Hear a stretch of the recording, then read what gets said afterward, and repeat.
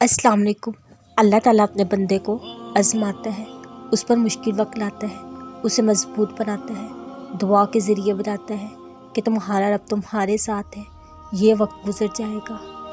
पता है सब्र किसे कहते हैं? जब आप ज़िंदगी के इस मुकाम पर हो, आप ज़ोरों से रो रो कर अपनी तकलीफ़ का इजहार करने का दिल करें, लेकिन उसके बजाय आप अल्लाह के फ़ैसले पर राज़ी होकर खामोशी से वक्त गुजार लें, इसे कहते हैं सब्र।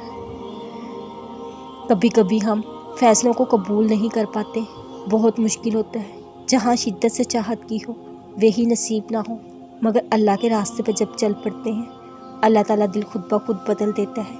ये आहिस्ता आहिस्ता होता है, मगर जब दिल मुकम्मल तौर पर बदल जाता है, फिर दिल शुक्र बचा लाता है। दुआएं, इल्तिजाएं सब वो संभाल के रखता है, फिर उन ज़रियों से हमें नवाजता है कि हम देखते रह जाते हैं।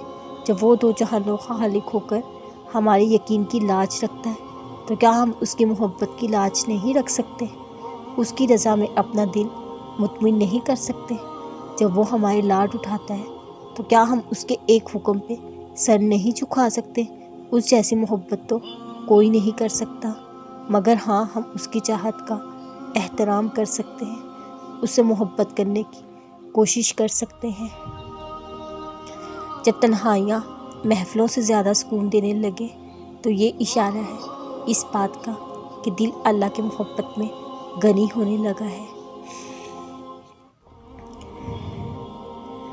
कुछ दुआएं हमारा सब्र आजमाने के लिए होती हैं, कुछ हमारा ईमान आजमाने के लिए होती हैं। जिन दुआओं से हमारा सब्र आजमाया जा रहा होता है, वो कभी ना कभी कहीं ना कहीं ज़रूर पूरी हो जाती हैं। जिन दुआओं से हमारा ईमान आजमाया जा रहा हो, वो ना पूरी होने वाली दुआएं होती। अल्लाह आजमाता है अपने बंदों को।